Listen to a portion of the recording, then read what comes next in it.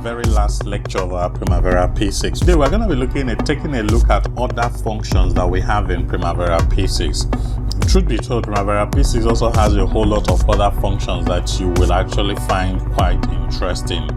So we're going to be looking at some of those functions, and then aside from that also, we shall be looking at how to print our report using Primavera P6. So one of the very first features we shall talk about will be the feature for the work products and documents. So the work products and document, that's what you have in the directory bar that carries WPS and DOCS. So that's work products and documents.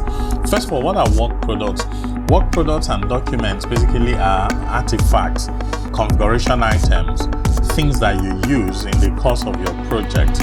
For example, your design, your minutes of meeting, your invoices, your estimates, your quotes, very important documents. For example, approvals that you use within your Primavera P6. All of that is classified under work products and documents. So in order for you to be able to keep track of some of those documents, it may be best that you upload them into Primavera so that at the end of the day you won't lose track of some of the documents that you need for your project. So in order to do that, I simply click on work products and documents within the directory bar, and then as usual I right click and then I click on add. So it would ask me to title the document. So let's, for example, we want to upload the minutes of our meeting. So the title of my document is minutes of stakeholders. And then I put a reference number for the document. Let's say my reference number is 001. Then I'll choose the status of the document. The minutes has been completed. The meeting has been completed. So I choose completed. Then it will ask me for the document category. I double click on it and then I select minutes here. So once I'm done with that, then the next thing is for me to upload the document. So here you're going to see files in the detail view. So I click on files. Then I have two options here, either for private location or public location. So private location simply means that if this is a shared access, it means that I will be the only one that would have access to this document. But then public location simply means that once I upload it here, anybody who is within my Primavera P6 shared access would also have access to the document. So I click on the browse button in the public location, and then I select my desktop. I look for the file I want to upload. You can see I have minutes of meeting of stakeholders, so I select it. And then I click on open, so you can see it has uploaded the file. So at any point in time, I want to open this file. Say for example, I'm in project or I'm in activities and I want to open the file. All I simply need to do is I go to my work products and documents, and then I select the document that I've uploaded, and then I click on launch here. So the moment I click on launch here, you will notice that the document, so that's the document. So the document that was uploaded displays afterwards. So that's exactly how to work with the work products and documents that we have just done. Another very interesting feature in Primavera P6 is printing, how to print your work schedule. So to do that, I simply go to print preview, which is what you're seeing here in the tools bar, or I can simply go to file and click on print preview. So the moment I do that, it generates the print preview for me. So you can see how my print preview looks like. This is not very conspicuous. So within the print preview, you can actually decide on what to display at any point in time and what not to. So let's say I want to display certain things within my print preview. I can also go to my page setup.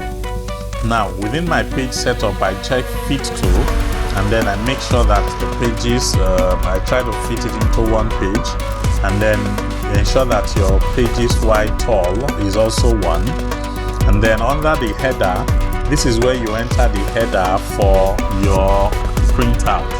So here I can simply click on modify, and then for the header I type in MFE project, and then I click on OK. So under the footer, I can also decide on what to put under the footer. Say for example, this project is done for my organization, so I could simply type in CL Consulting, and then I click on OK. And then under the options, I select, make sure you select PS as the earliest project start and PF, that is the latest project finish. Now you can now actually choose exactly what you want to display. So I want to display activity columns, activity table.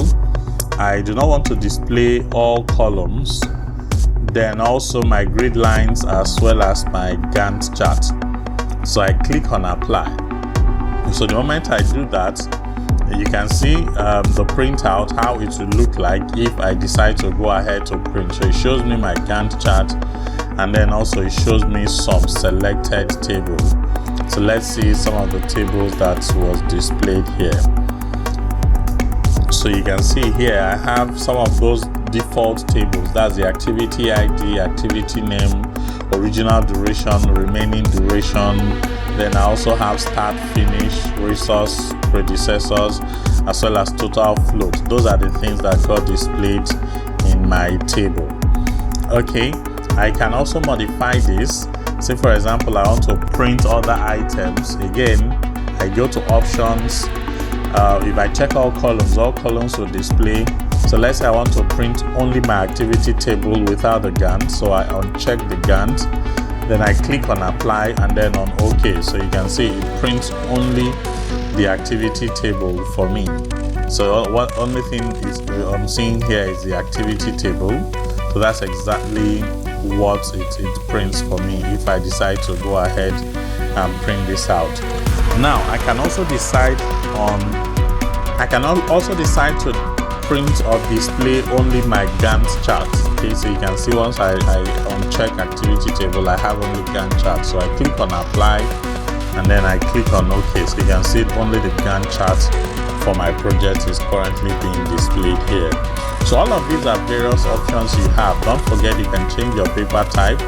So once you're done, you can actually print this by clicking on print icon, and then you can print it to your PDF and save it in your desktop. So all you simply need to do is select print to a Microsoft PDF, and then you click on OK and choose a part within your computer and save it as your MFE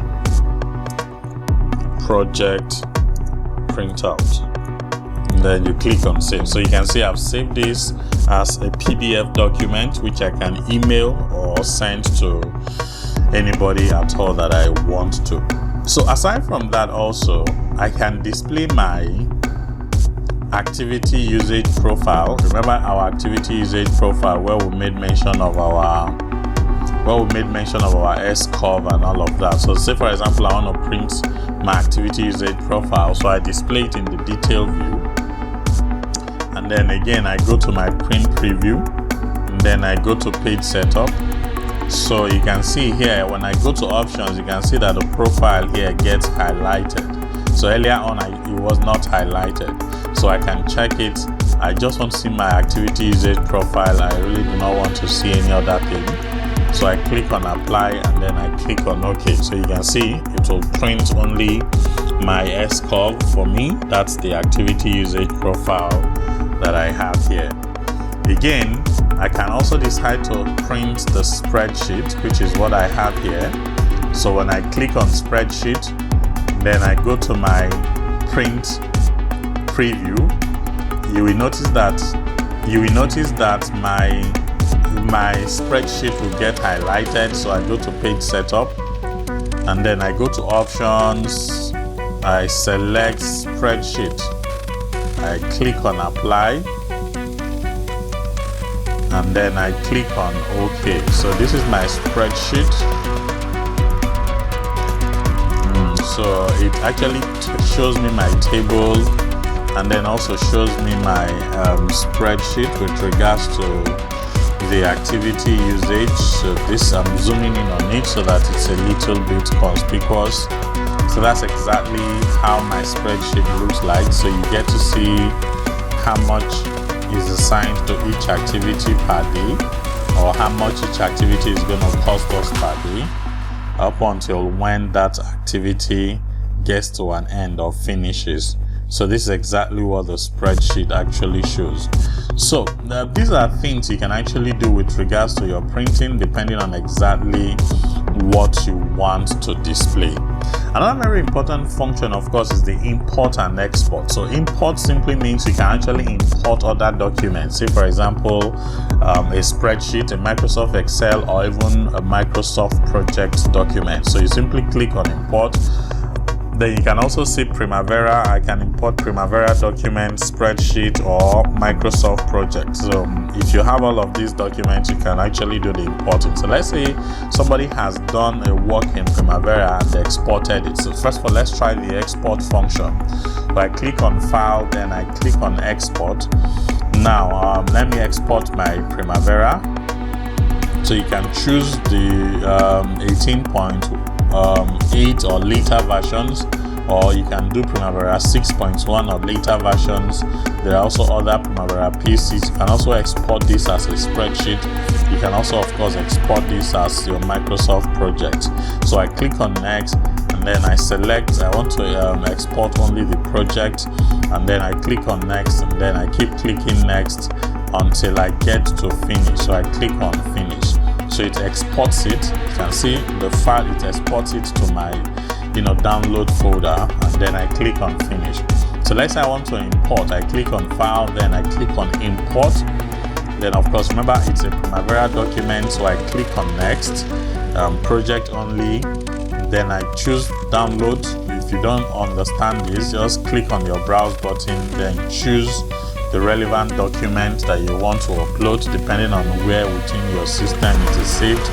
Then click on Next, then make sure you click on Next, then keep going Next until finish. So Microsoft Primavera would import the project for you, and then it would also show you that the import was successful. So that's basically how to use the import as well as the export feature. Another very interesting feature in Primavera P6 is your send project. So in essence, you can actually send project as an email attachment.